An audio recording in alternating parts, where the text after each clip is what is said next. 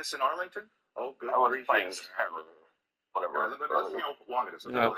This guy is probably close to 5 feet. I can't do with the snakes though. Texas rat snakes are going to be one of the largest snakes that you find in the Metroplex area. Something's better. So.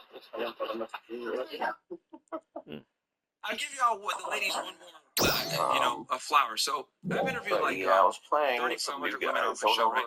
And But one of the biggest obstacles I Really? Hasn't been that many? bro, it's not the same one I was crazy. playing with Man. last I'm time. like a black belt with some other females. It's wild. I just I know what, bro. I feel like Mr. Miyagi. Like I know what they're gonna say before they even say it. I'm like literally wax on every time, like blocking attacks. But one thing, right? When I talk to women, that's been a very interesting thing that never kind of evaporates no matter the girl's status, money, religious background, cultural background, is there's this level where when you say things that are controversial, a woman's biggest W isn't her title. If you have a man that is committed to you and you have a family, I think that's the biggest W for a woman.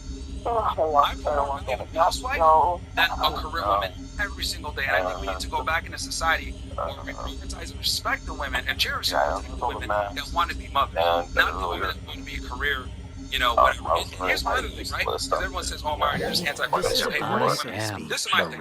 If women want to work, fine. I don't really have a problem with that. They want to enter education, cool. But we need to be honest with them and tell them this whole cold hard reality, right? And I'm going to tell my daughter this too.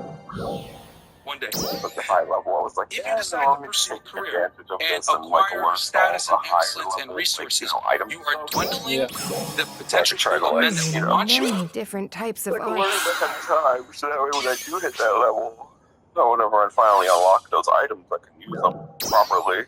The bullshit of trying to learn them then. Yeah.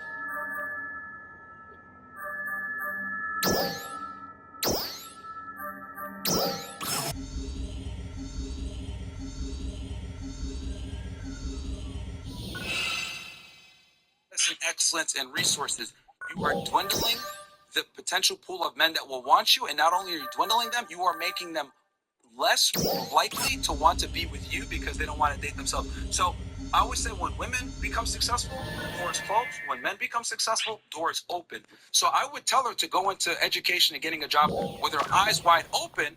I'll say, look, you go to school, but start looking for a husband while you're there. I had a very tough talk with my sister a couple of years ago, and I'll never forget this.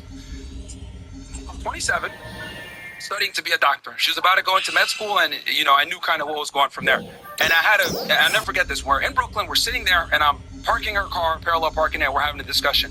And I looked at her, I said, don't be a stupid bitch. Find a man now while you can. It's gonna be harder for you when you become a doctor. Find a guy now, you're in school, maybe in med school, find a guy now. As you get older, you won't be able to do this. And she got mad at me, and she looked at me like, oh, you're such a misogynist, such a chauvinist.